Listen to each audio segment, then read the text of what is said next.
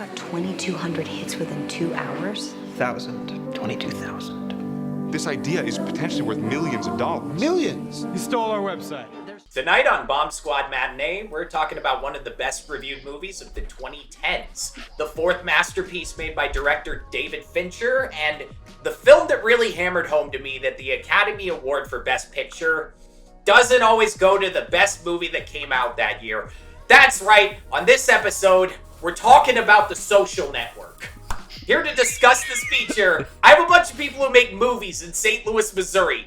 Gentlemen, if I were to Facebook you, who would I look up? Zuck Mark Fuckerberg. Fuck!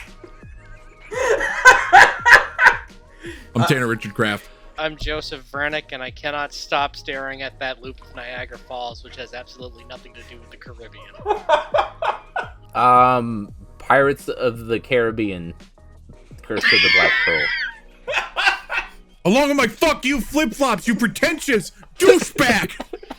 We're gonna do so many quotes! You can't handle the quotes! But before we crack into a film that Rolling Stone called one deliciously rewatchable preview of the apocalypse, we're gonna use our warm-up question to talk about the platform that kind of kicked this whole thing off in the first place.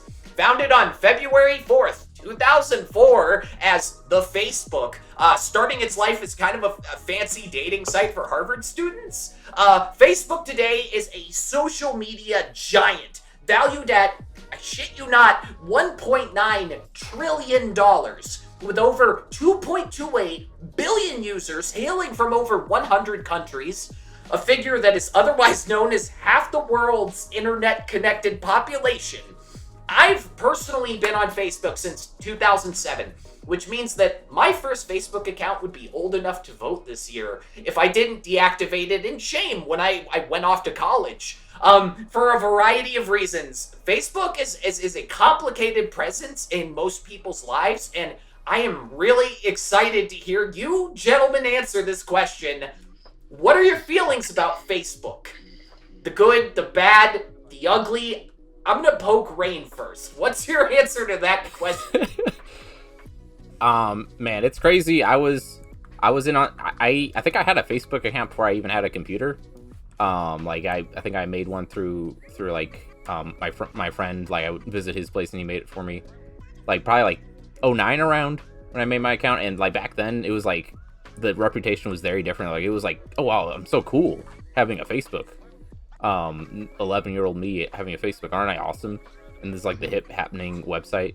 I remember the days of middle school where like all like the Facebook games, and also when poking was still kind of a thing.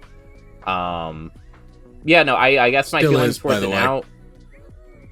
No! You can still poke people. I'm gonna poke Rain right now. My roommate still pokes me. I just poked Rain on Facebook. I don't know what that does. You have to like search for it to find the functionality, but it is in there. I mean, it's nice it's still there. But yeah, it like my views on it are probably like most people. Is like, oh, it was cool when I was a kid and when it was still hip and happening, and now it's and now I just use it for to find gigs and to find roommates when I need to find roommates. It's annoying. Like I don't know, it is the old man website. It's very uncool to use. But it's also very annoying how it's still very useful for certain things like Facebook Marketplace and crap like that.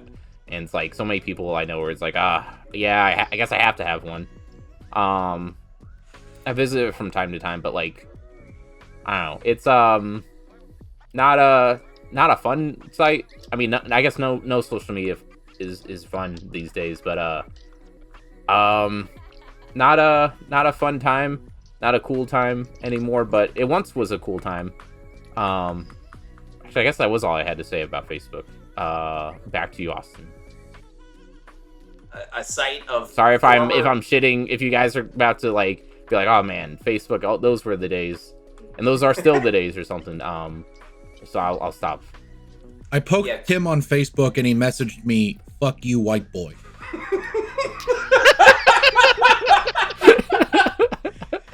It's the correct response. This guy's over here poking poking more people than Mick fucking Jagger. Hey, Tanner, what are your thoughts on Facebook? I see you on there sometimes. I still use Facebook every day. Honestly, at this point, so here's the thing. I have had the same Facebook account for 16 years. Woo! I have been on Facebook since I was 11. My parents made an account for me and violated the terms of service to do so. I think it is very telling that my sister wasn't even allowed on social media until she entered high school. Wow. I definitely learned the lesson the first time around. Like Rain said, it was the cool thing when I was a kid. I got cyberbullied on there. Kind of neat. Damn. I briefly, there's a lot of stuff with me in Facebook that I don't know I really want to get into that much. I've met a lot of people through Facebook. I do a lot of my film networking nowadays through Facebook. I still think Facebook is, for better or for worse, an important part of the current social fabric. Well, for worse, definitely for worse. I think the idea of Facebook is rather admirable. A singular social hub that connects us, I think, is a good idea on paper. In recent years, I've come to the conclusion that maybe the entire concept of the internet is an inherently flawed thing. Maybe we weren't ever meant to be this connected. But that's not the point. There was briefly a cult around me on Facebook. I had nothing to do with that. I had everything to do with that. I don't want to talk about that. There was the cult. Rain was there. Austin was there. I was there. It's You true. were barely there. I was there. I remember. barely we the didn't cult. even know you then. That's true. No, you guys knew I'm me joking. around Never the knew time of it. the cult. Who the fuck are you? Joe Vrenick? Never heard of him. Sorry, my Prada's at the cleaners along with my fuck you flip-flops. Sorry, I'm just gonna say You that every pretentious five... douchebag! I'm gonna say that every Started. 5 minutes. I'm sorry. We love him for it. I've been on Facebook for 16 years. Nowadays, I mostly use it as like a primary communication platform via Messenger, which Austin specifically said we're talking about Facebook, not FB Messenger. But that is a Facebook product. That is probably the thing I use the most, is just communicating. Yes. And also, I like going into the memories tab every day because, unlike most people, I think it's really funny to have an exact record of what I posted on Facebook.com 15 years ago. It is so fucking fun. Do you know how much shit I was getting up to on the internet when I was like 10 up that is just gone? I was the only person in the history of the smartsig.net forums to be IP banned. And it's all gone. That website's gone. But you know what? All the shit I said on Facebook is still there. And it's kind of beautiful just to see the chicanery I was getting up to back then. In conclusion, Facebook is evil, probably has made the world a net worse place in ways that I still don't think we will ever comprehend. But we also run Bomb Squad through Facebook Messenger, kinda. So, you know, it's a wash. Back to you, Austin. Thank you, Tanner. Possibly No, you our can most pass by, colorful it's fine. answer. I was really looking forward to what you had to say for this shit. But there's still one left. Joe Vrenick, a man with a very complicated mind. What do you have to say about Facebook in the year fucking 2025? Lay it on us. My mind's not that complicated. What you talking about? Anyway, Facebook. So, I've had a Facebook account since 2009. I vividly remember the switch of social media platforms because, funnily enough, at least in Iowa, I don't know if this was for the rest of the world, and we were just struggling to catch up, but Facebook was not that cool in the year 2008. You know what was cool in Fucking the year 2008? MySpace. MySpace? Had over MySpace. 100 million monthly users at the time. Yeah. Yep, MySpace was the shit. I vividly remember the MySpace days, and then I remembered almost a whole fucking year later, everyone had moved on from MySpace, and it was all Facebook then.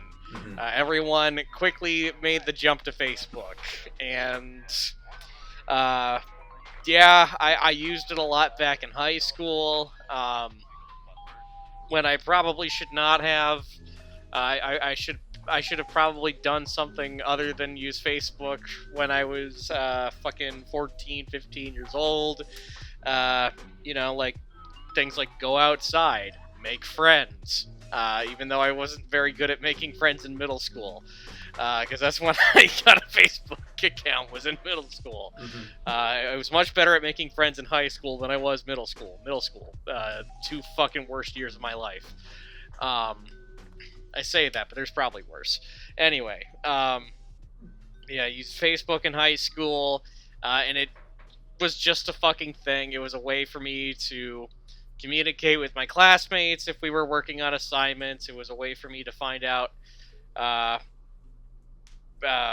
if like a friend wanted to hang out. That's how we'd communicate.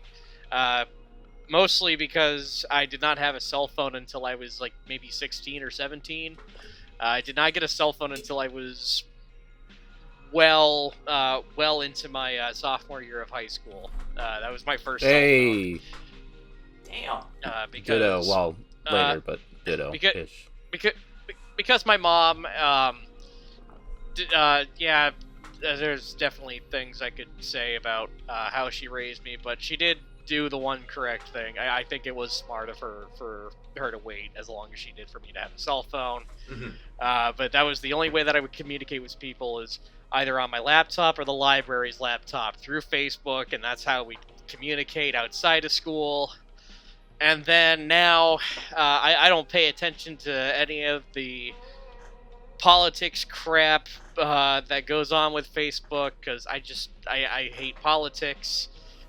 Politics triggers my PTSD if it goes on long enough, so I avoid it at all costs. Thanks, Dad. All your fault. Fuck you. So I don't pay attention to any of that, but I just know Facebook's bad now. I just use it as a way to talk to these fuckers and some people at work, but that's about it. I don't do much else with it. That is what it's most useful for. Back to you, Austin. Exactly. Actually, it's most useful for this. This is on Facebook Marketplace right now. Should I buy it? Son of a bitch! Do Go it. for it! Do it. $5. It's a memorial album. It's just like highlights of his speeches. Dude, Okay, if it's highlights of his speeches, it should just be like sound bites of his speeches specifically. I think As it long is. as only buy it.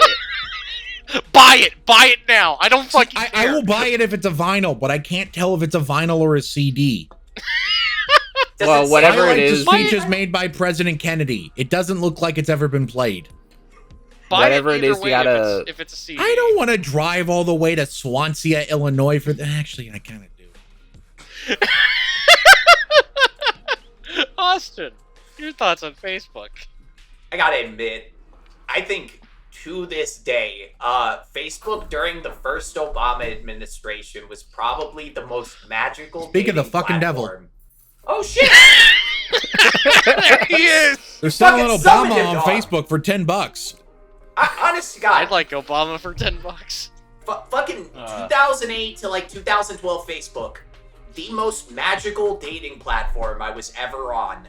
I used to regularly like stay up on my computer until 2 a.m. just to send like bullshit teenager poetry and like song links to this like girl I had a crush on. Those are my most fond Facebook memories, was like using it for love. When I was in high school, there were like a few people where like when they accepted my friend request, I felt like I won the fucking lottery. I felt like one click, miles away from my house, my whole life had somehow shifted into some like cool new place where I had a future getting to know these people. And holy shit, the chronological timeline was peak internet. I fucking loved logging on Sunday morning and seeing like Nikon cool pics photographs of my dumbass hipster friends with little red dots in their eyes getting shit wasted in a house, like a pet sitting house. But like then one day our parents got iPhones, and that was when it all went fuck up, okay? Old people started joining Facebook, and then American politics went ballistic. Apparently fascism's back. And we all got to witness like the generation that told us don't believe everything you read on the internet get sucked into a propaganda vortex that made this country significantly shittier. And that was 10 years ago now. It's somehow only gotten worse since then. The only part of my Facebook feed that is halfway tolerable now are posts from private groups about like movies, photography, video games. I love private groups. That said, I actually kind of enjoy those targeted ads you get because, like, your phone heard you say a thing one time. Facebook is the one platform where I've actually bought products because of targeted ads. They really are like evil brain wizards over there, but they took my money. I was happy about it. But like by and large, Facebook stopped being that like magical platform of opportunity like half my lifetime ago. What exists now is like a dopamine farm used to test state-sponsored propaganda on really lonely people. It's all like AI slop and election interference and hate crimes and really weird porn. And it didn't get to be this way on accident, is the weird part. Facebook's current state was a coordinated effort by so many bad actors. So, in the spirit of keeping things in perspective, I'm going to start dropping Facebook facts throughout the rest of this show. We're going to start off with a light one. Facebook fact: between 2017 and 2021, Facebook gave the angry react 5 times more algorithmic weight than the standard like. That means, during the first Trump administration, if one person angry reacted your Facebook post, that gave it more visibility than if 4 other people liked it. More to come. But let's shift our focus to the movie.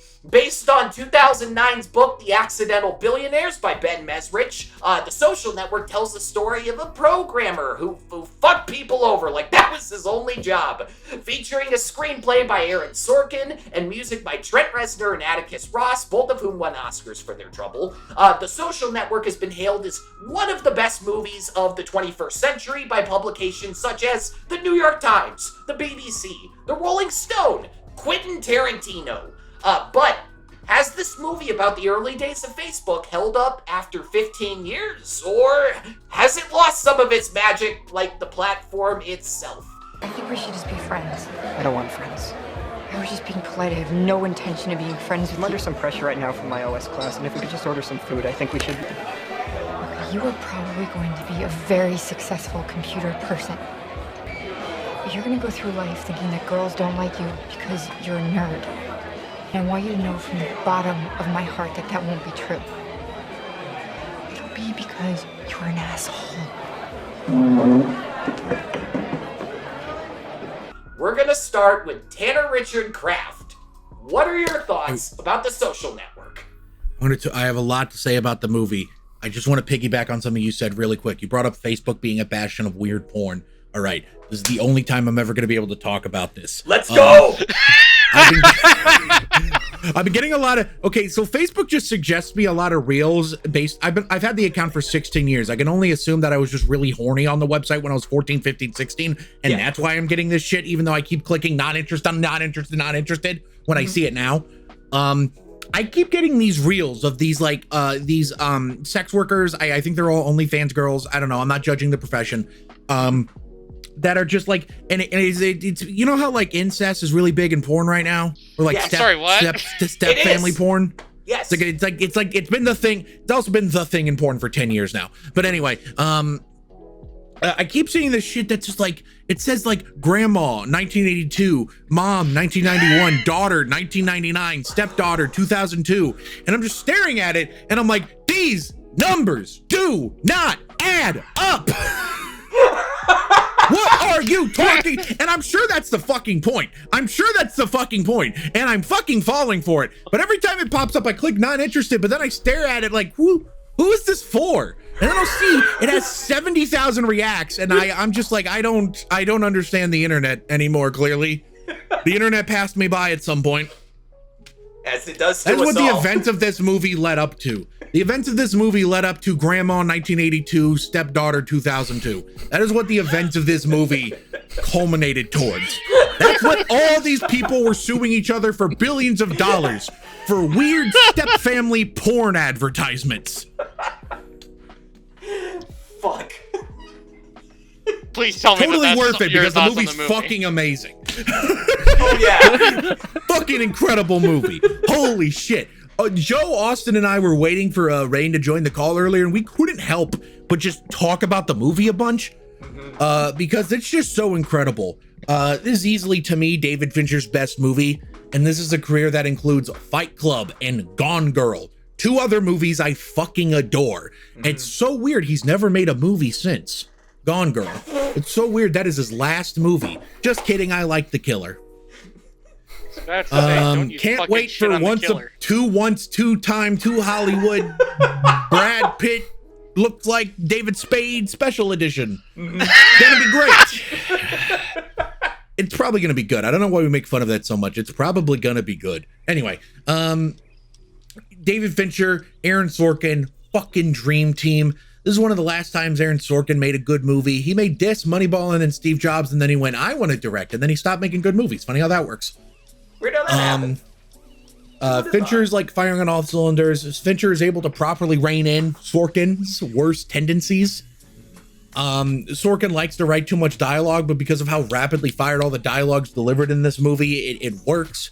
Performances across the board are great. This is like the second best performance Andrew Garfield's ever given. Better in Tick, Tick, Boom. This is still Eisenberg's definitive performance, and I don't blame him for trying to escape this movie's shadow, considering I feel it has unfairly defined his career ever since. And in really weird ways. Like I remember when Batman v Superman were coming out, and people just saying, wow, Mark Zuckerberg's playing Lex Luthor, and I went, oh, that's not what he wants. That's not what he wanted. Mark Zuckerberg, if you gave him a Bible and had him smoke crystal meth. Fuck. The God is Satan. Direct quote from Mark Zuckerberg. I think it's just the movie's firing all cylinders. It's beautifully shot. Perfect editing. Just perfect editing. Every time I watch this movie, I'm shocked that it starts to end. I keep thinking, wait, has the second act even started yet? I'm not even kidding. I think has the second act even started yet? Sean Parker only is in half this movie. He shows up at like the 45-minute mark. But it's crazy considering how much his shadow casts over. He is the conflict, arguably. The score. Holy shit, the score. This was Reznor and this is Nine Inch Nails, Trent Reznor, Atticus Ross's first time doing a film score. They won an Oscar for it. They have since won at least one more Oscar for Soul. I feel like there was another one mixed in there. Don't quote me on that. I can probably just look this up. I literally have IMDb open. Let's go to Trent Reznor's, I almost said Facebook page, IMDb page. Did they get nominated for Girl with the Dragon Tattoos? I don't think they did. That doesn't sound right. For their famous cover of Immigrant Song that everybody loved? Wow. They were nominated for The Social Network, and then the next time Trent Reznor was nominated for an Oscar was Mank. Finally, some Mank appreciation in here. We love Mank. I'm sorry. They were nominated twice that year for Mank and Soul, and then one for Soul. Oh. I'm curious to see. Movie. There are two. Soul's score is incredible. I'm curious to see Trent Reznor, Atticus Ross's next composing effort, Jared Leto rehabilitation process. I mean, the next Tron movie, because they're crediting themselves as Nine Inch Nails for the first time as composers. Maybe it's a gimmick. I don't know. I'm kind of curious. I hope the Tron movie says, I want to fuck you like an animal. Anyway, The Social Network is like a perfect movie. I honestly think there's more to chew in and talk about when we get into general discussion. Mainly a lot of like how these characters reflect their real life counterparts. And in that sense, all I'll say is, while in real life, Mark Zuckerberg was already dating the future mother of his children and future wife when these events went down, I think the movie's all the better that in the end of the day, because here's the thing, a good movie is a movie where a guy creates $1 billion company and then fucks over his friends in the process and arguably steals it from somebody. A great movie is when someone creates a company, fucks over their friends, and maybe steals someone's ideas in the process because of a girl. Yep. Back to you, Austin. Fucking mic drop. I love it. But Facebook fact. Facebook had a secret internal program called XCheck that allowed millions of VIP users, often celebrities, media figures, and politicians, to bypass the platform's ordinary moderation rules. XCheck users were whitelisted from having their accounts penalized for violating rules about hate speech, harassment, and misinformation. So if you've ever reported a Facebook post and saw nothing happened, that actually might have been a thing that was deliberately engineered by the company itself. Now, Joe V, what do you have to say about 2010's The Social Network? This movie fucking changed my life. Because when this came out, I've talked about movies like this before. Movies that came out at like the exact perfect age for me. I said that about The Dark Knight. I said that about Inception, another movie that came out that year. But The Social Network really fucking came out at a perfect time because it instantly, like, I saw that movie and I instantly knew what I wanted to do. I wanted to make movies. And if I had a time machine, I would go back to that exact moment and be like, trust me, no, you do not. And yet I'm making another one. Nice. Whatever the Hayao Miyazaki quote is, where it's like, filmmaking is suffering. I can't believe I'm doing another.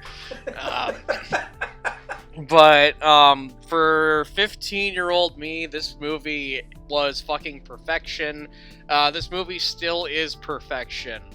It's very fucking hard to talk about, like, what is so great about this movie, because this is one of those movies where it's like everything, like, on its technical sides, on its story merits, on its acting, everything has been talked to death, and for good reason, because David Fincher, the fucking perfectionist that he is, he made a fucking perfect movie. This movie is, from beginning to end, fucking perfect. The acting is perfect. The screenplay is perfect. The editing, maybe the most perfectly edited movie ever made.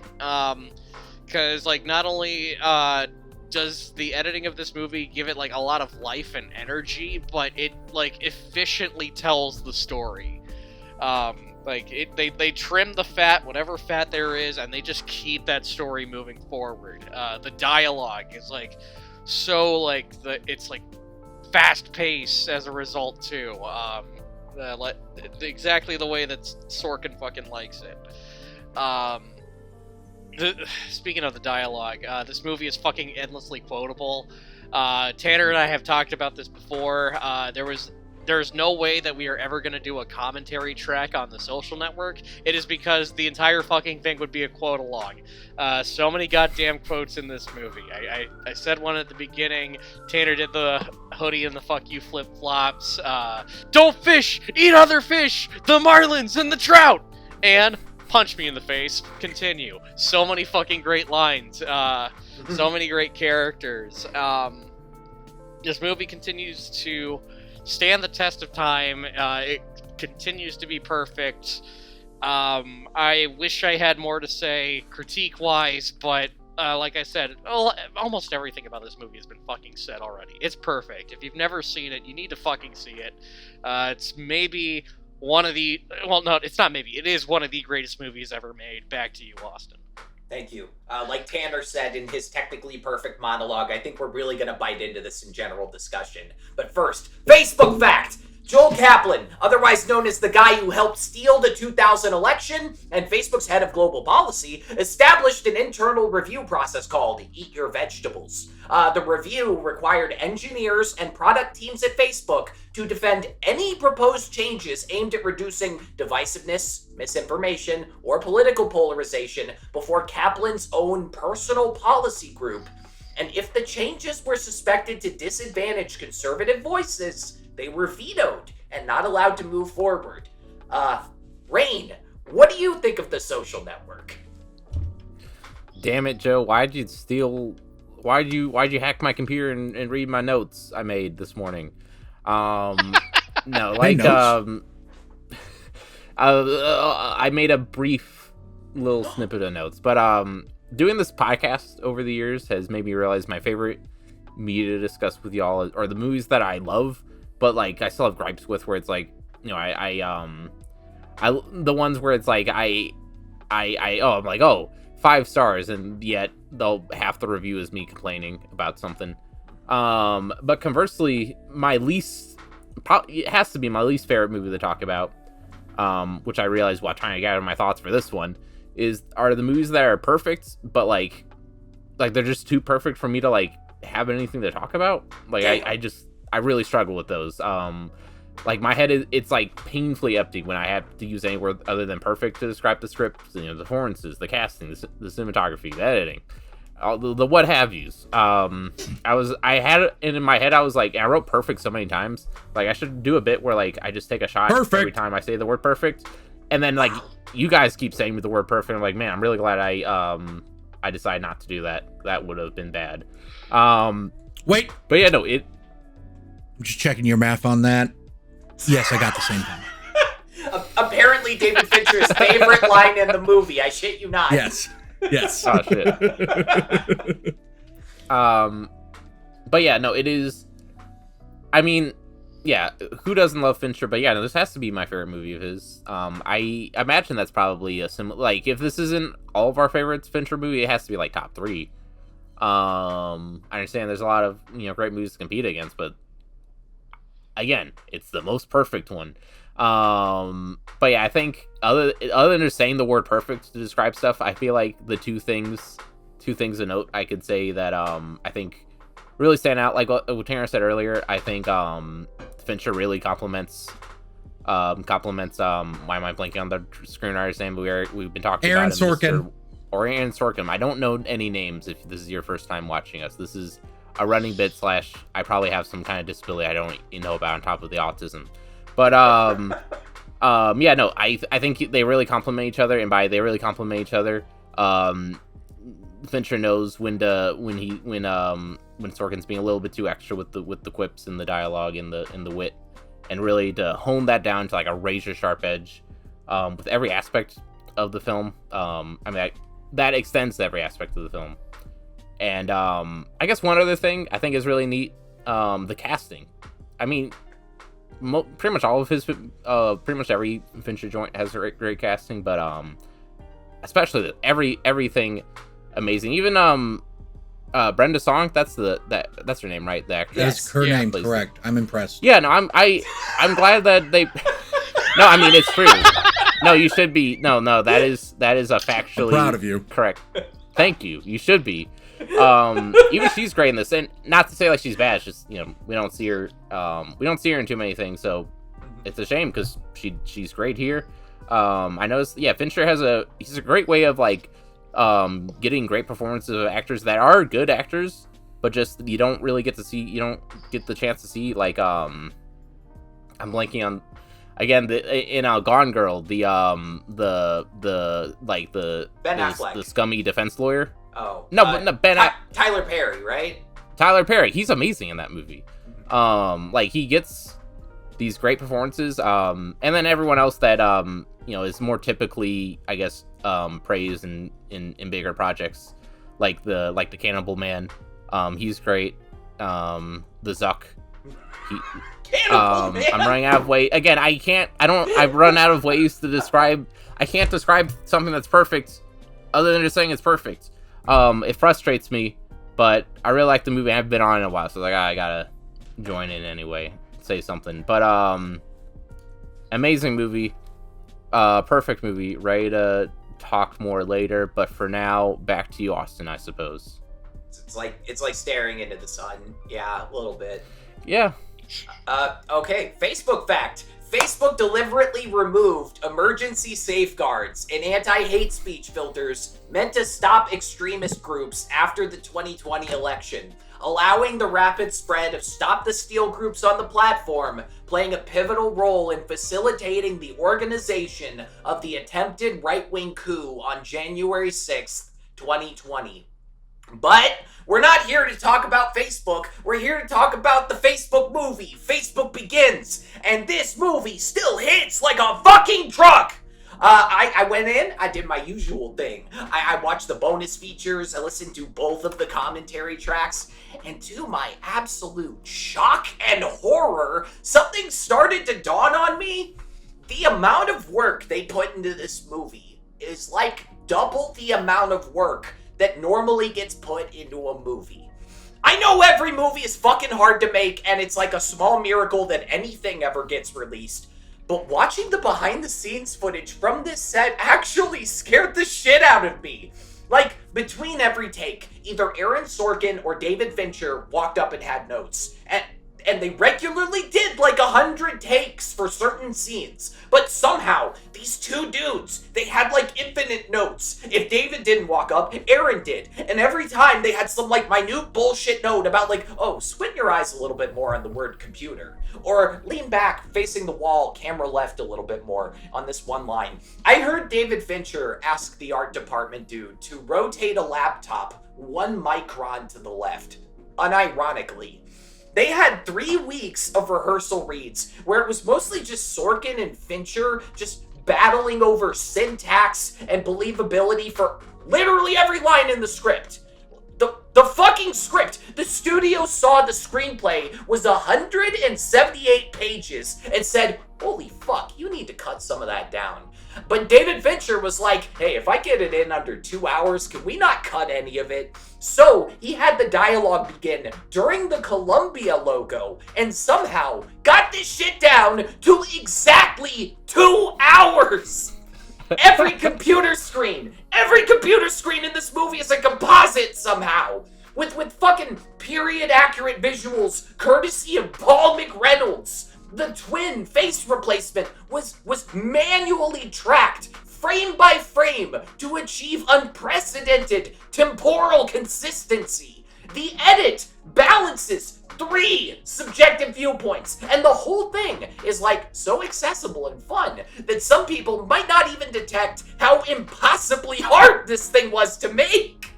All these years later, I am still fucking incensed that this movie lost Best Picture to The King's Speech. That's one of those movies that it feels like The Artist, where it's white hot shit the year it comes out, and now nobody talks about it, you know? The Academy should have had some fucking foresight. I was blown away coming back to this, like getting hit with the opening and being like sucked right back into the movie, the way I was when I first saw this shit in theaters. Except now that I'm older, I think Erica Albright is the cool character and Mark Zuckerberg fucking sucks, which is like a welcome development. I somehow meant to be Mark evolved. Fuckerberg. Right. I'm no longer 16, somehow, thank God. But, as always, there's going to be more to be said in our free-form general discussion section.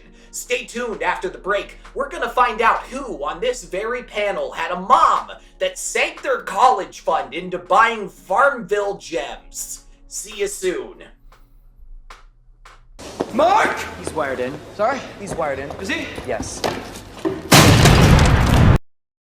Welcome back to Bomb Squad Matinee, and we're back with a sponsored ad. MoviePalette.com. Go to their website, buy a piece of movie-related wall art. It's minimalistic, it's sexy, it's tailored to you, just like a pea coat. Use code SQUAD15 to get 15% off your order. Now back to the show. Alright, it's time for general discussion. Anyone want to light this candle?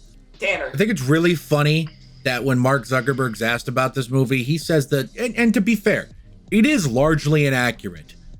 Mark Zuckerberg didn't make Facebook because of a girl. He either made Facebook because he heard about the Winklevosses' ideas and thought it was great and wanted to make it for himself, or because like a lot of that like crop of millennial Ivy League people that were just really into computer science, they wanted to make something. But I think it's really funny that Mark Zuckerberg does say one part of this movie's accurate. They got his wardrobe down to a T. Yep. Yep. Did anybody else watch? I posted this in Messenger. It was Jesse Eisenberg hosting Saturday Night Live in 2011. It was the episode where Nicki Minaj was on. And is that the episode where he's doing the monologue and then Andy Samberg pops up and then Mark Zuckerberg pops up? And correct me if I'm wrong, I think that was the first time they met. That is 100% the first time they met. And Jesse Eisenberg asks him, so what did you think of the movie? And this nails home how much this generation of like social media influencer, like the tech billionaires, fail to meet expectations. I was so interested in what he was gonna say, and this guy just like a fucking middle schooler, he's just like, yeah, it was interesting. Like a guy in improv class who doesn't know what to say. I could not fucking believe it.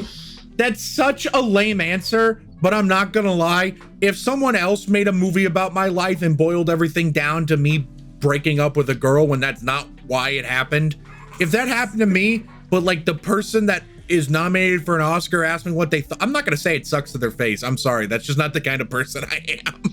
I don't have that dog in me, I guess. Not only that, you're not going to say that to their face on fucking live television. Okay, well, I think it was like behind the scenes. I don't think Heisenberg asked Zuckerberg, "Hey, what'd you think of the movie?" while they were live. That'd be funny. He does in the segment. I'm probably misconstruing what's going on here, but yeah, in the opening monologue, he does ask, "Hey, what did you think of the movie?" Wait, he does Zuckerberg. actually do that during the monologue? Yes, Yeah, he does. that's why I was confused That's why I was confused by your statement, Tanner. Yeah, my apologies. I thought I was misinterpreting the situation. He does ask him that to his face on live television. I kid you not. Pay attention, motherfucker. But I wanted to bring up something Tanner just said as well. It would have been so much funnier if he stuck with the line that he said in other interviews where he's like, "Yeah, they got the clothing right." That would have killed. That would have been so much better. Well, you know what happened? That happened to Mark Zuckerberg, and he said, "I thought it was interesting," and then he read that night on Facebook about how people thought that was boring of an answer, and then in the shower the next day, he came up with the fucking wardrobe bit. Oh. That had to be how it happened. It makes sense. It makes too much sense. The moment of You guys know that Justin Timberlake was the only actor that met their real life counterpart before/during filming? He met Sean makes sense. Parker? He's the only. That's Oh, so believable. David Fincher actually forbid the cast from talking to their real life counterparts because he correctly realized that, you know, this was about telling a story. It was not about telling the accurate story of the making of Facebook. But apparently Justin Timberlake either missed the memo or met Sean Parker before Fincher forbid people from meeting their real life counterparts. And he asked Sean Parker, "Do you have any advice? Is there anything I can get from you? Yada, yada, yada. I would like to research you if that's okay with you." And Sean Parker, having apparently read the script because it was on the blacklist, so I'm sure Parker had connections, said, "I don't think researching me will help you. The character named Sean Parker in that script is not me."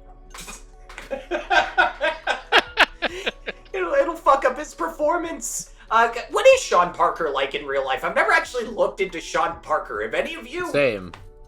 I'm really curious now. Out of the tech billionaire millennial peoples, he's like, well, first off, it's worth noting Sean Parker technically not a millennial, he's Gen X. But Points. secondly, barely Gen X. He was born in November of 79, I think. So barely, but still. Sean Parker is like, I don't know. It's hard to call any of these people normal other than maybe Dustin Makovitz. Everyone in this story is a freak. Let that stand for the record. Even like everyone in this story is a fucking freak in real life. Yeah. It's so funny that people like say, "Oh man, Mark Zuckerberg, I'm so sorry. That depiction of you in the movie is so mean." This movie is generous to him. This movie is so nice to him. It's crazy. Compared to how he is in real life. I have found Mark Zuckerberg in real life, I'm always surprised by how much he acts like a frat bro. Like the first time it hit me how smiley he was, I was like, oh, he doesn't talk like, you know, like an autistic superhero. He is like a frat boy through and through. He always reminds me of like a guy who's in college whenever I hear him talk. Except when he went through like the robot phase when he was in court. That was thank God he stopped shaving his head. That was bad for him. Ugh. Oh yeah.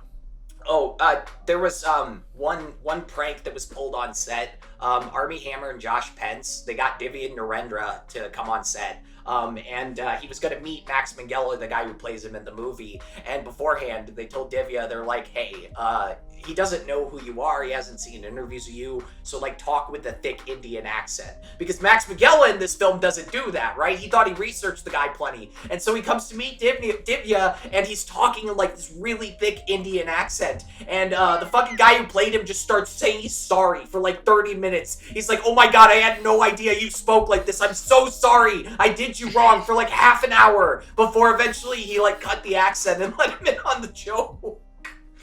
Classic I found Armie Divya Hammer. Narenda's IMDb page. His IMDb bio says, Divya Narenda has been married to Phoebe White since 17 June 2017. Phoebe White? Well, good for him, I guess. His wife. Oh, nice.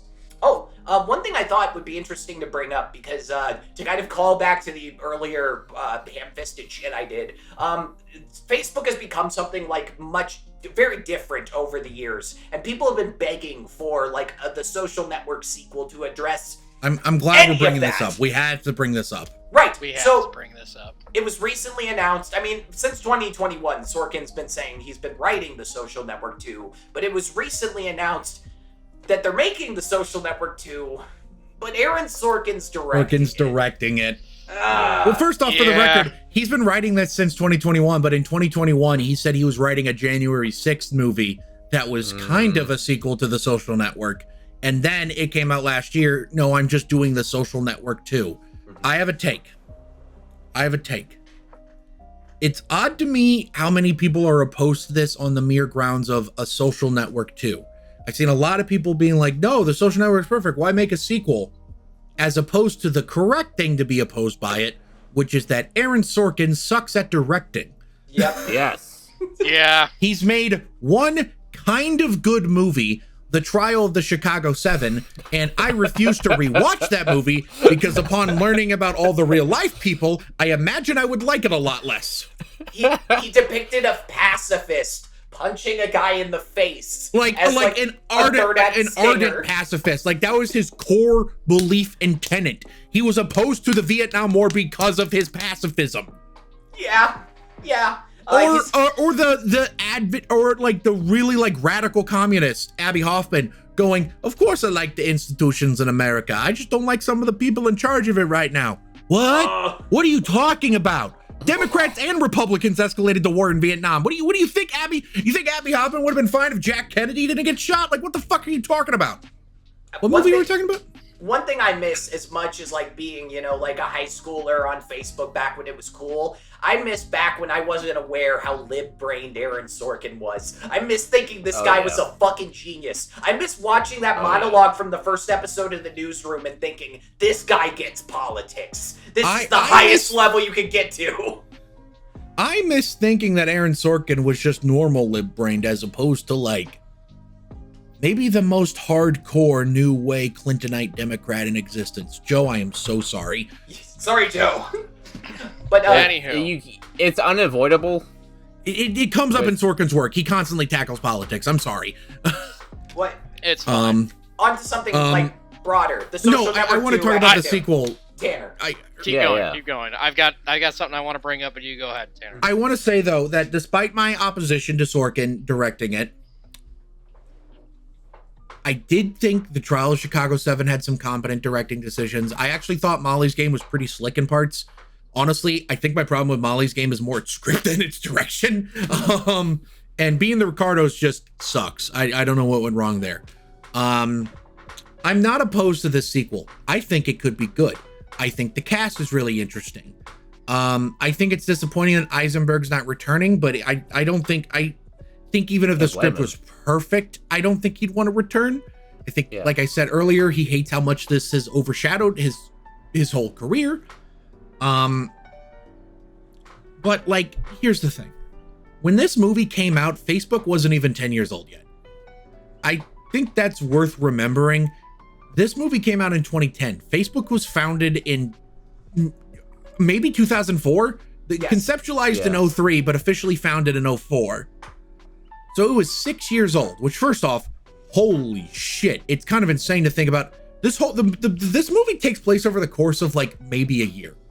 Yeah. Sean Parker became a part of Facebook 5 months in. Yeah. It's insane how fast Facebook grew. But my point being is that Facebook had only existed for 6 years, and it was maybe the single most impactful thing of the 21st century at the time. It had 750 million users when this movie came out. Still think there is a worthwhile argument that says that Facebook is still the most impactful thing of the 21st century, more than the iPhone. I think if you're going to say what has impacted the 21st century the most, it's either the iPhone or Facebook. And honestly, I think in terms of how it's influenced our political systems, especially here in America, I'm inclined to say Facebook is more influential still. Don't worry, it's impacted other countries' politics. I'm aware. I'm just not as familiar with the way it's impacted those countries, other than I'm pretty sure there's like an African country it's destroyed or something. I don't know. It's fucked up Myanmar a lot, if I remember right. That's what I'm thinking of. That's what I'm thinking of. Thank you. A lot of Hindu on Muslim violence, if I'm remembering correctly. I think out of all of the prestigious movies to come out in the 2010s, the one that's most begging for a sequel is this movie, because like the Cambridge Analytical scandal, how it influenced the 2016-2020 elections in the United States.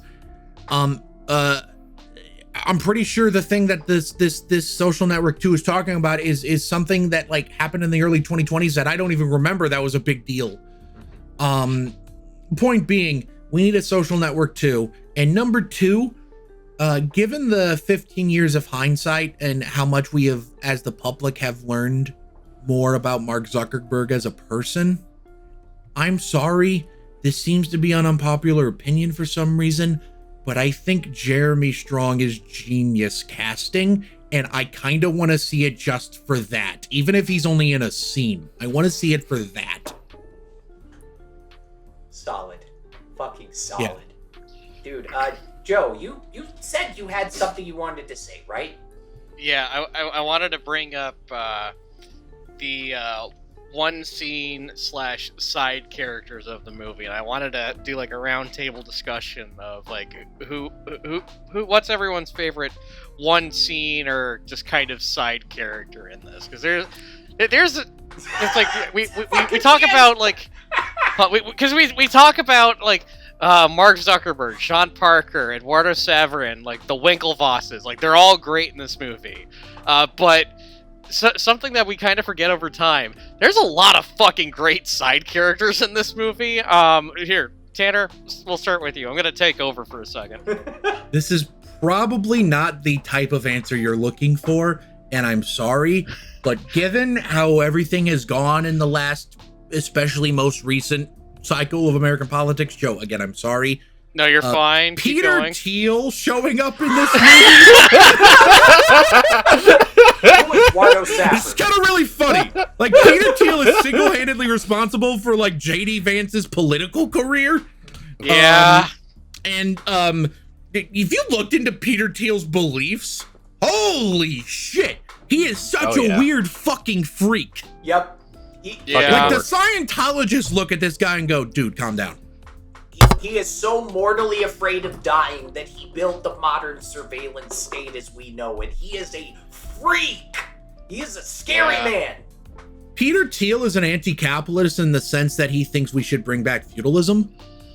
I'm only kind of joking when I say that. You're not even joking. You're kind of joking. Yeah. Like that's more like he doesn't call it feudalism, but he definitely believes in this weird techno-supremacy feudalism thing. Like true social Darwinism taken to its logical, most extreme conclusion is what Peter Thiel believes in. So it's just kind of funny that like arguably the biggest villain of this movie is just the guy that's like, yeah, I'm gonna give Facebook $500,000, put him up in an office. And now 20 years later, JD Vance is the vice president of the United States. Much to think about there. Rain, who's your favorite side character? Before I say that, I want to say it's not as weird as the bit in Moneyball, the other Sorkin feature, where Bobby Kotick appears, the Activision CEO. Bobby Kotick has multiple scenes in that movie. And he's actually pretty good. Activision. What the fuck? Yeah, he's good. Why the fuck is he good? I'm sure we talked about that on the Moneyball podcast, but like, what the fuck? Yeah, I just wanted to mention that because I'll never have a chance to mention that again. But so I haven't seen this movie in like a year and a half, so I can't accurately answer this question. So I will just say the chicken that ate pieces of other chicken. Seriously, what with the chicken? Yeah. Austin, what about you? You got a favorite side character in this? I swear to God, Erica Albright. So watching the opening, I've never had this much appreciation in my whole life for Rooney Mara's acting in that scene. She goes from like happy, normal girlfriend who's excited for a night out all the way to we're breaking up, all the way to we're never talking again, fuck you forever, in one scene that lasts like 7 minutes or like probably less than that. Her facial expressions were like she was a fucking acting robot. I was so impressed with her work in that opening scene. Later in the scene where he runs into her in like the restaurant, did not have the same magic. I mean, she did a great job, but like that opening scene is some of the best acting I've ever fucking seen from her. It was incredible. That's my vote. I want to say that like in my most recent viewing, watching that opening scene, I just couldn't help but think, God damn, Erica Albright is giving him way more fucking leniency than I ever would. Yep. Yeah. She let him walk a fucking mile. And you know what? Just real briefly, if we're talking about Erica Albright, I think the movie can kind of be perfectly summed up with 2 lines of dialogue, which is at the beginning of the movie that Erica Albright says, you're going to be a very successful person. You're going to go through your life thinking girls don't like you because you're a nerd. And I want you to know from the bottom of my heart that that won't be true. It'll be because you're an asshole. And then compare that to the end of the movie where Rashida Jones's character says, you're not an asshole, Mark. You're just trying so hard to be one. What does it mean? It just kind of, it's so perfect, just yin and yang. Mark Zuckerberg in real life is an asshole, Mark Zuckerberg. But I don't know, there's just a lot going on there. I don't know. I love it. I do love that Rashida Jones is just in this movie, and then she's just like in the background, and then in one scene she's like, yeah, I'm eating a salad. And then at the end she's like, here's the thesis of the movie. Yeah. It's like the thing they do at the end of Psycho, where like the last 10 minutes of Psycho is this random detective being like, so here's what the last hour and 50 minutes was. Except just in a very Sorkin Fincher way, it's just kind of summed up in a line of dialogue. Yeah, the last 2 hours is Mark Zuckerberg wishes he was a dick. I guess before I give away my answer, I do want to talk about that opening scene. I will say this, man, oh man, Mark Zuckerberg's a fucking asshole in that scene, and Erica Albright should have just dumped his ass, not maybe like 60 seconds into that conversation. I'll be real. Yeah. I will say this though, every time it's like the argument is like getting more and more heated, and she's like trying to get the fuck out, and it's why do you keep saying I don't have to study? Because you're gonna be you. You want to get some food? Is that little you want to get? I love that so much. He immediately knows that was a horrible thing to say, and he's like, I know what will fix this. Cheeseburgers. It makes me laugh every time, just because he's just like, man, he's trying to get himself out of a hole he dug. We've all been there, though. Haven't we all been in a situation where something comes out of our mouth and you go, should not have said that, should not have said that, but like, you're almost like too proud or embarrassed to apologize immediately. You feel like you need to de-escalate before you can apologize. You pivot. You know, I think I've even used that line of dialogue once. We screened a movie at Webster University once called Crossed Off, and I remember I walked out of the restroom saying, I cannot believe I gave Tanner my best work. Standing right outside the door was Tanner Richard Kraft, and I just looked him in the face and went, you want to get some food? That is not what happened. No, that is not what happened. Anyway. I was there. I want to say for the record, that is not what he did. He looked at me like a deer in the fucking headlights. Yeah. Yeah, because I was like, because to be fair, I was fucking panicking. I did not mean what I said, but man, oh fucking man, I really did not mean what I said once Tanner fucking Kraft is right outside the restroom. Give it like Tanner ruined my life, and then there I am. Joe, what is your character? All right, now to answer my question that I posed. Larry Summers. Larry Summers is maybe the best side character in this movie. Has one scene and just kind of dominates the whole fucking thing. Has some of the funniest lines in the whole movie. Sir, in all fairness, I don't think you understand the economic potential of this idea. Sir, I was the secretary. I was the U.S. Treasury Secretary. I just wish at that moment Larry Summers went, I was U.S. Treasury Secretary. Fuck you mean. I just wish he said fuck you mean. Would have been perfect. And punch me in the face. Continue. He was the economy under the Bill Clinton economy. People like the Bill Clinton economy. Yeah. He had a surplus. It's like the only time I've interacted with Mark Zuckerberg is when I chased him to the. Oh, you chased him! Just calling him out on their bullshit the whole time. Funny thing about Larry Summers, the Winklevoss twins. I mean, they've notoriously had things to say about this movie. But the Winklevoss twins, when they talked about this scene in particular, they were like, man, oh man, the scene with Larry Summers, it's a great scene. However, they were fucking too nice to Larry Summers because, man, oh man, he is a bigger fucking dick than he was in the movie. Oh, because Larry Summers had a quote about meeting them, actually.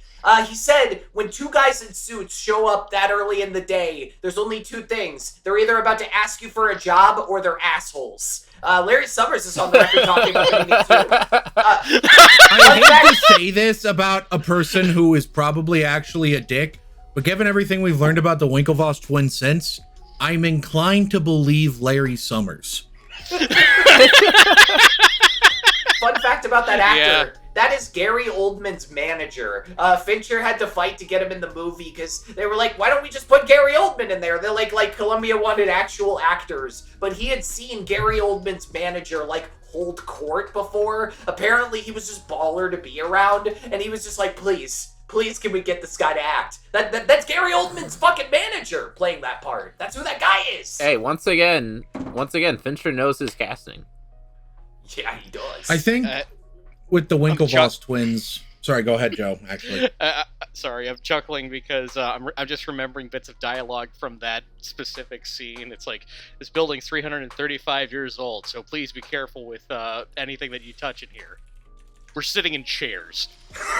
And then, then it comes back around. It's like, oops, broke your 335-year-old doorknob.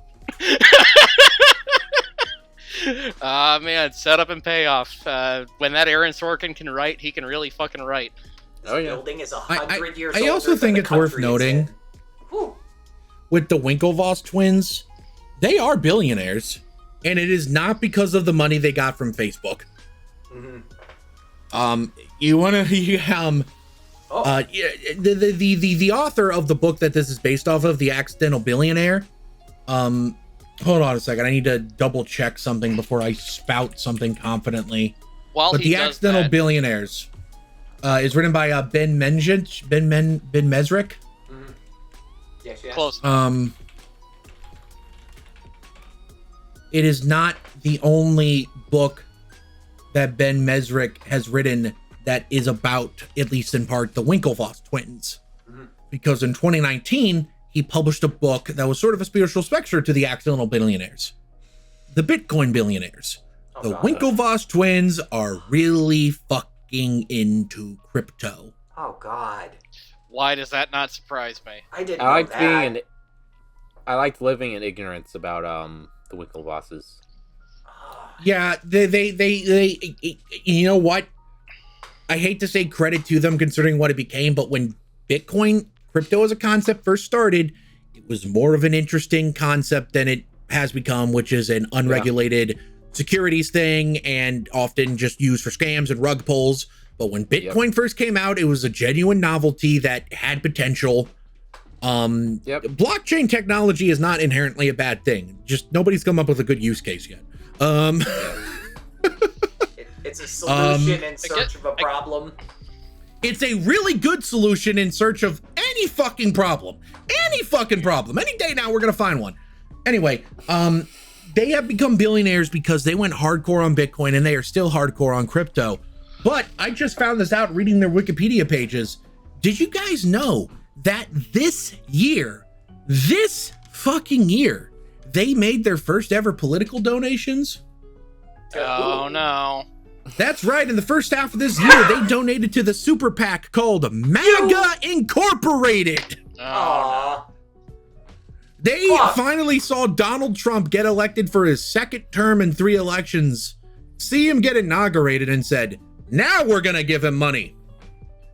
Oh, man. For fucking what, dipshit? He can't run again.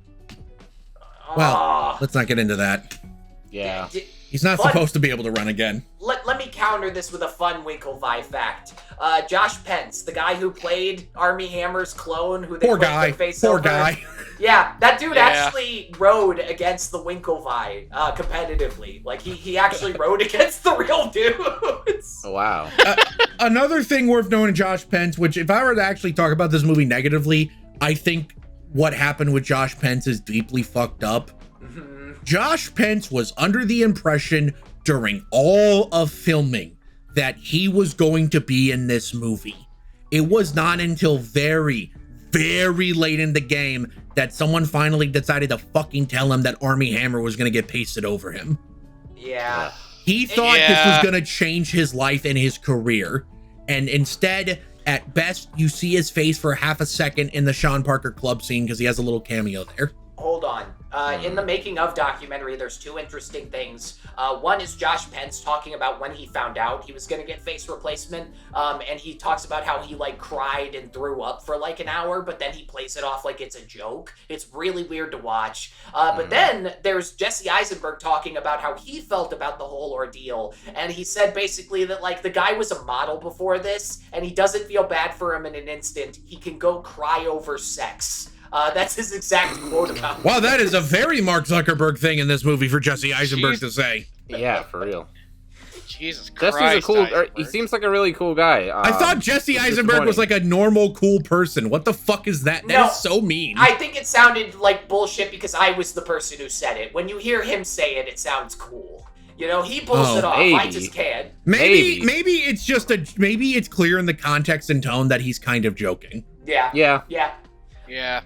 One thing I wanted to bring up before we like time out here is that this movie used a Beatles song, not a cover, like a real Beatles song. Okay, I want to bring this up for a fucking second. Around this time in the aughts, the rights holders for songs by the Beatles were fucking psychos. Any use of a Beatles song was at minimum 6 figures. And the first number was not a 1. Most movies just could not afford to drop $250K on one song for the soundtrack. You notice shit like the Royal Tenenbaums, I Am Sam, Across the Universe. Every movie, they just use covers of Beatles songs. Licensing a Beatles song was worse than licensing a Led Zeppelin song.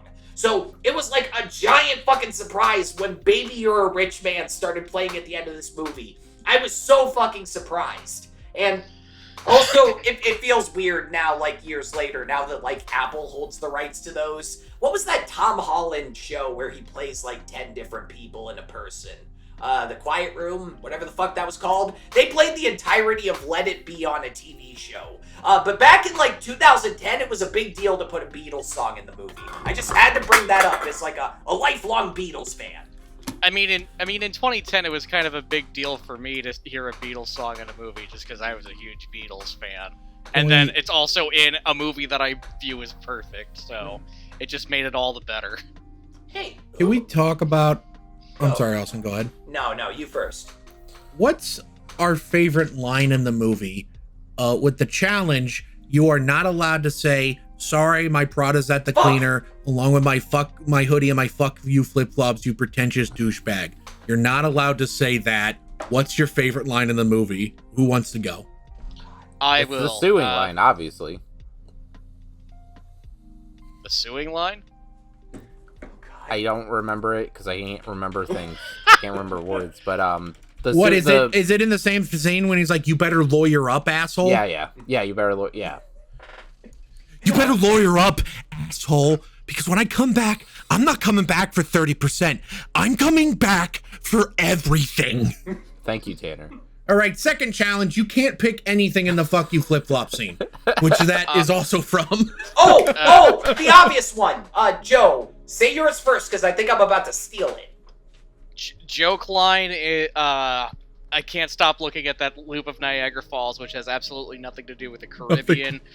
Serious line, I think if your clients want to sit on your shoulders and call themselves tall, they have the right to give it a try, but there's no way that I have to sit here and pretend to enjoy listening to people lie. You have part of my attention, you have the minimal amount.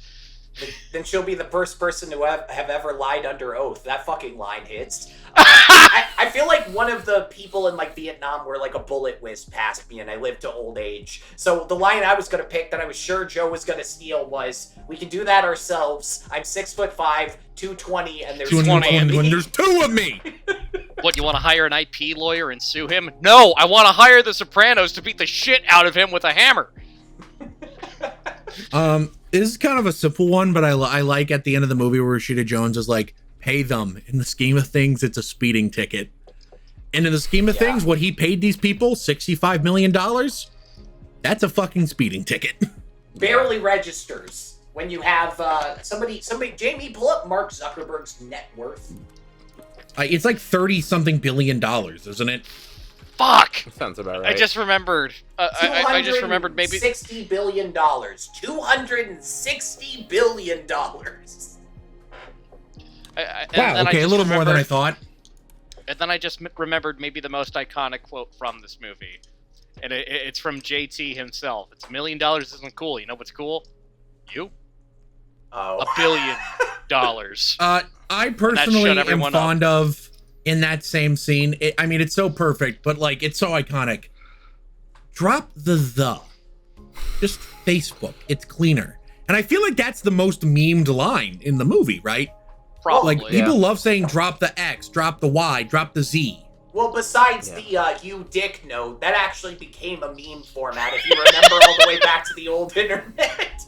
People made That was the old internet, when it was all impact bold font. All right, let's talk about the cursing in this movie. We talked a little bit about this before the recording. There are 2 fucks in the movie, right? There's tell them Sean Parker said fuck you and fuck you flip-flops. But, and it's so obvious, there was clearly supposed to be a 3rd fuck you in the movie, right? It's when the Winklevoss twins are finally convinced to sue him. And one of them says, all right, let's do it. Let's gut the frickin' nerd. Except the way it goes, and it's like, let's gut the frickin' nerd. Yeah. It's so obvious. You look at his face, you hear the audio. He clearly on set said, let's gut the fucking nerd. Yep. It is. And they changed it. It is a Monday to Friday plain ass moment. For certain. And I just wonder why, because they said fuck. Austin looked this up. All the President's Men said fuck 7 times and got a PG-13 or whatever. It was like 12. Yeah. Gunner, Gunner Palace. Contrary to popular belief, there's this thing that PG-13 movies are only allowed to say fuck once. It's not typically you're only allowed a certain number of fucks. Usually the dividing line is the context. If you just say fuck as like a normal flavor word, it's fine. If you say fuck in the context of sex, that usually automatically gets you an R rating. Okay, so in this movie, it's briefly mentioned that, like, there were, like, 16 Nobel laureates and Olympians at the Harvard campus at the same time Zuck went there. And they mentioned that there was one movie star, but the movie does not address who the movie star was. And so it has to be mentioned that movie star was Natalie fucking Portman. Yup. There's even they filmed a scene where during the face smash thing, they're like saying, oh, she's hot. Oh, she's hot. And there's a point where one guy's like, oh, she's hot. And the other guy says, yeah, of course, that's Natalie Portman. You know, and they cut that from the movie. But there's this a deep bit of trivia that actually kicks ass. Natalie Portman was a consultant for this. Aaron Sorkin met with her before he started writing the script, and she invited him to a dinner party, and she gave him insider information about what Harvard was like at this point in time. He got a lot of, like, insider Harvard knowledge from Natalie fucking Portman. I think she should have gotten a screenwriter credit. That would have been deserved. Yeah. That's the whole Natalie Portman thing. That would have been fun. So, I just looked up Mark Zuckerberg's IMDb page, right? Right? And I noticed it said, nominated for 1 award. And I was like, what?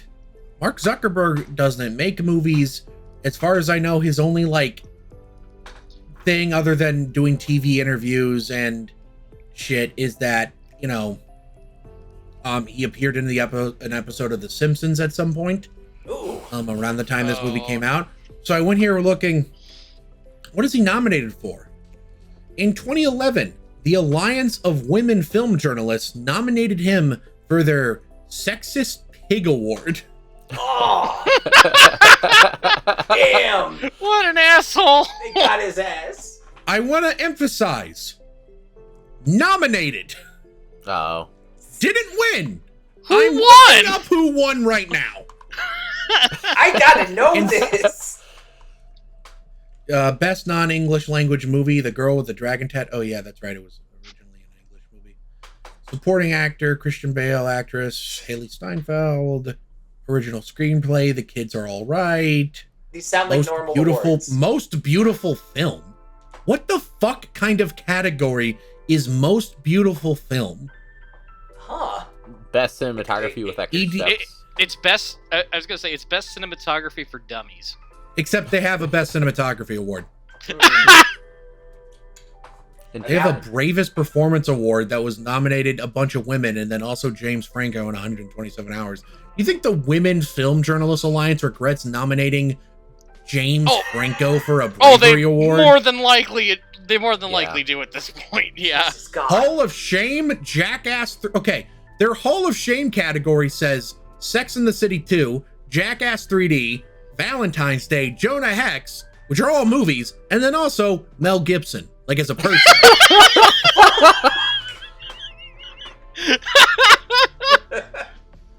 Movie you wanted to love but just couldn't.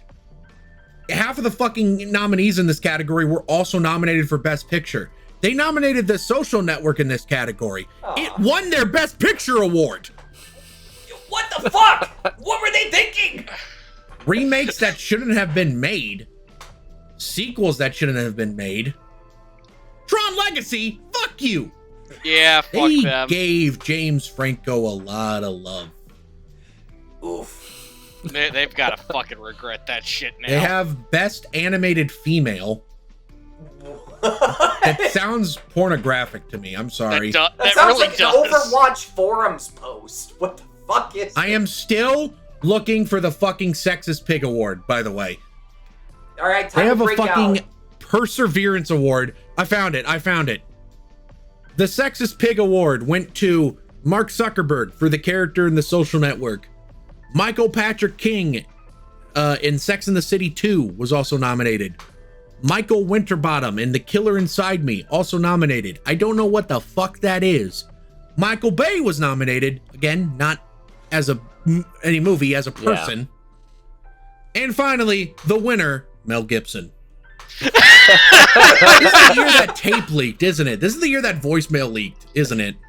Yeah, so. yeah, this is... I thought that was a while before The Social Network, but maybe. This was his, if I remember correctly, this was the year of his attempted comeback.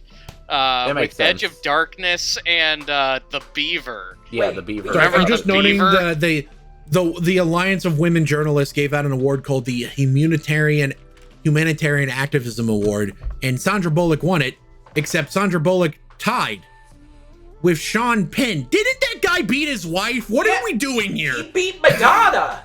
He tied her to a chair. And he What kidnapped is her. this award show? So, wait, not a very good one. Wait, I'm looking up Google Trends. I'm gonna Google Trends the word sugar tits, and then we can figure out when the Mel Gibson thing happened. No, it was like the early 2000s or mid 2000s, I think. What the fuck are the kids are all right? That's, They fucking love this movie, apparently.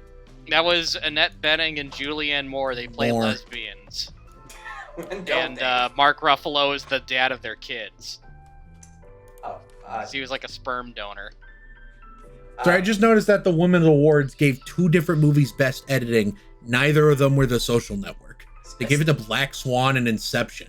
Speaking of things women liked, you want to know why this movie couldn't film on Harvard campus? Like, why they weren't allowed to?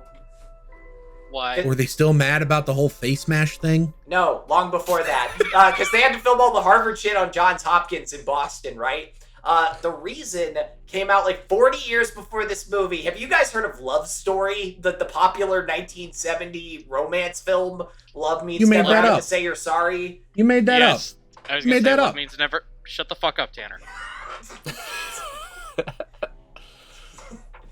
So, Love Story, they actually got to film at Harvard in, like, 1969, movie released in 1970, and they put a bunch of fake snow on the campus that I guess was made out of, like, 70s materials, which is just, like, straight asbestos. Oh, so it's just asbestos. Yeah, and just destroyed a bunch of famous trees on Harvard's campus, and then, like, fucking left. They were just like, thanks for letting us film here, and the Harvard people were just standing there with all their trees fucking dying from asbestos snow, and they were like, never again.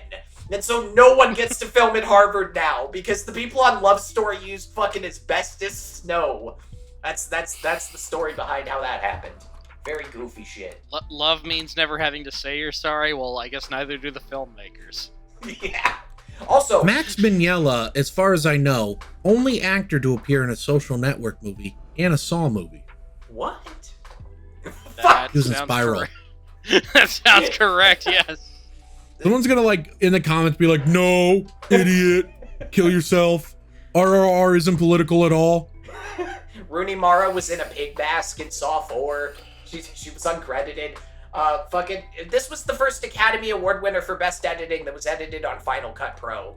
We all do editing. I thought that was important to bring up. This was edited with shit we use, like Final Cut, Premiere, and After Effects. Kind of cool. You know, it's really interesting. Yeah. I never knew Final Cut, like, you know, was edited on an award-winning film, or like, you know, Academy Award.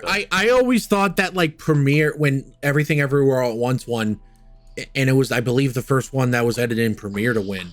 I always thought that was like the first like non-Avid one to win. Mm-hmm. I didn't realize that Final Cut, it's just like Apple. Apple was the first streamer to win Best Picture. Apple was the first editor to win Best Editing. Interesting. We're gonna find out Apple was responsible for Slumdog Millionaire being shot digitally or something. Can I bring up some alternate casting real quick? I'm so sorry. Yeah, it's Oh fine. yeah. So like when they announced this movie, Eisenberg, Timberlake, and Garfield were already cast. Well, did you know that another actor was offered the role of Sean Parker apparently and turned it down, or David Fincher changed his mind or something? Who? Who Do you was guys it? know who that actor was? Who Nope. was it? Jonah fucking Hill.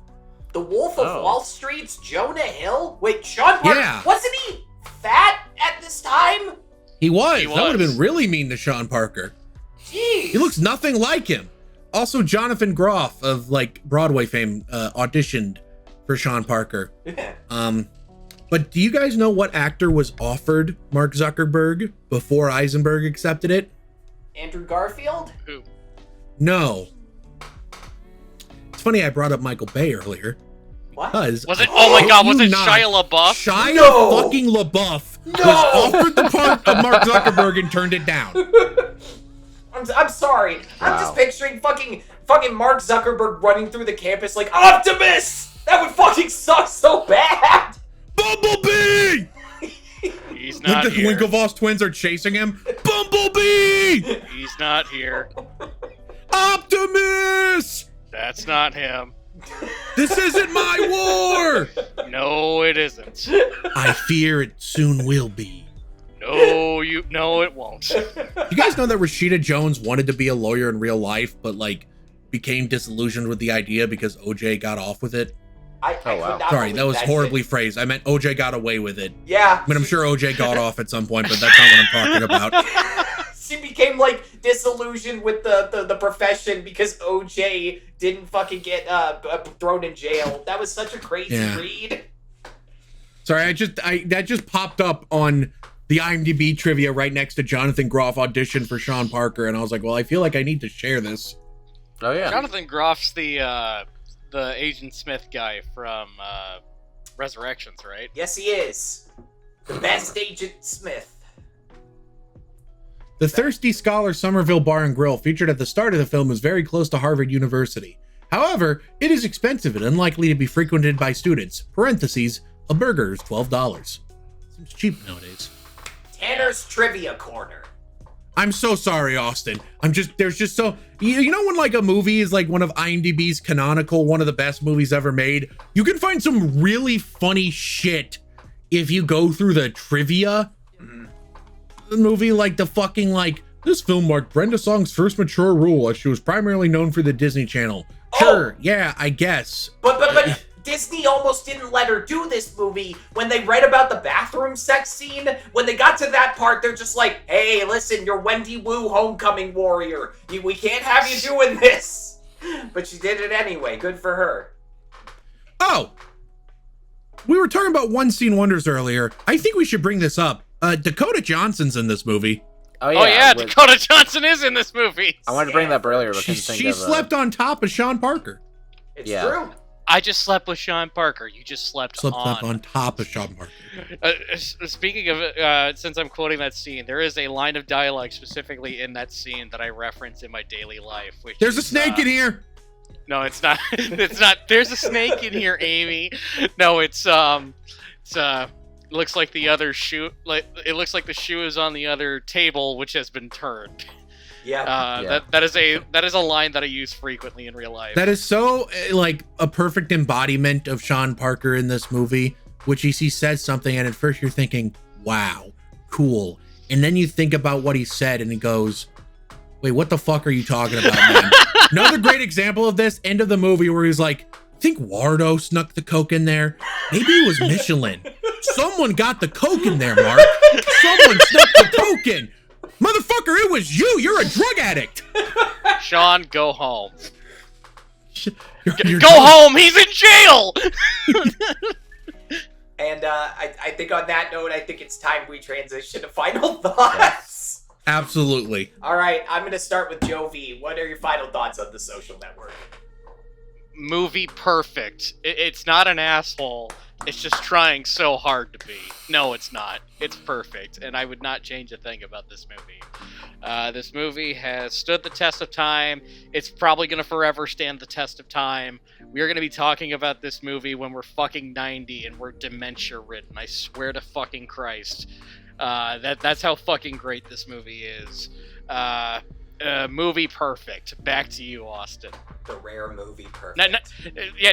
Not even a movie good. Movie perfect. It is perfect. Do not mistake that. We adore movie perfect. Rain, what are your final thoughts? It's a perfect movie, but so earlier today I was working on a shooting schedule for a project I'm working on later, next month, and yeah, if I had to be AD on this film, I probably would have to kill myself because.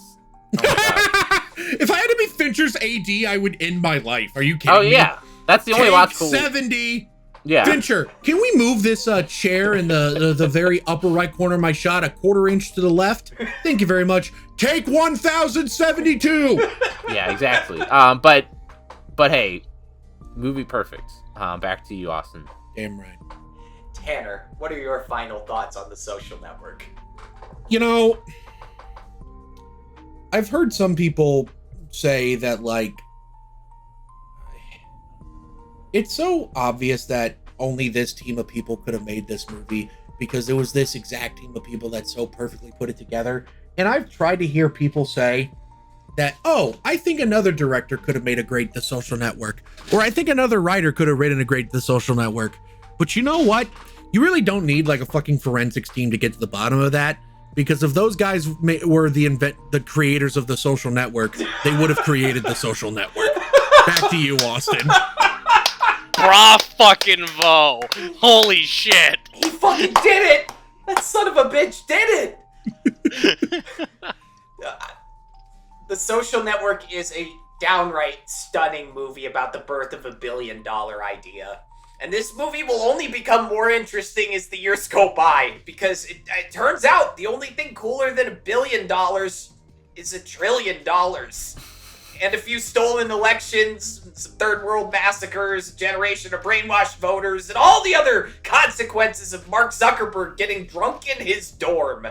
But you know who isn't gonna ruin the planet with their bad ideas? You! The person watching or listening to this episode of Bomb Squad Matinee!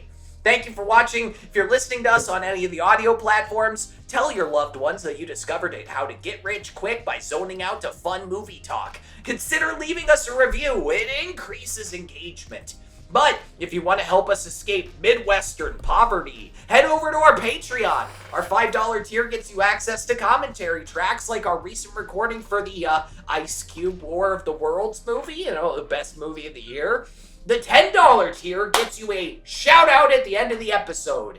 And we want to shout out our one patron. Thank you always to Tanya Kraft for the money and also for creating fucking Tanner. But you can also help us out. If you would have created Tanner Kraft, you would have created Tanner Kraft. Text her that shit right now. But it's 10 at night. She's in bed probably. She wakes up at 4 a.m. Damn, I take it back. Call her, Mom, wake up. I have to reference a movie you saw 15 years ago and probably don't remember that well. You can also help us out by heading over to bombsquadproductions.shop. We sell t-shirts, hats, stickers, magnets, and posters for the movies we made. I own the processing one. It's one of my favorite objects in my house. So do I. Look at that shit! Hell yeah. And fucking narcissist. If you're watching this on YouTube, comment below and let us know. How do you feel about Facebook? Are you still absolutely in love with the social network, even though high school was a long time ago? And finally, did Mark plant that story about the chicken? Hit the I like knew button. you planted the story about the fucking chicken. What's the story about the chicken? Seriously, what the hell's the chicken?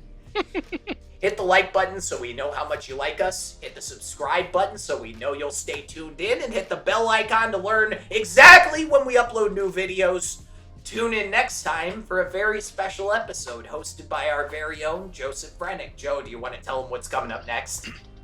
Oh yes, absolutely. So get ready for another double feature episode because we're talking first movie and its sequel. We're talking because I just wanted to talk about it for the fuck of it, and I don't know when we'll get another opportunity to do it. We're gonna talk about Guillermo del Toro's comic book masterpieces, Hellboy and Hellboy 2: The Golden Army. To totally Fuck, check I thought we were that talking about Neil Marshall's Hellboy. Tanner, get the fuck out of my sight. I hate I you. did a lot of research. That movie has a 17% on Rotten Tomatoes in 2019. It's so hard to get it that low those days. Youch. Yeah.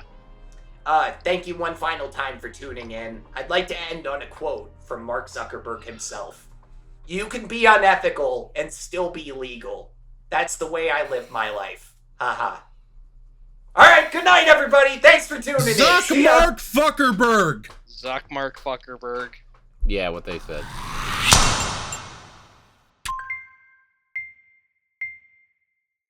slid my ticket across the table and I said, "Sorry guys, I gotta see about a girl."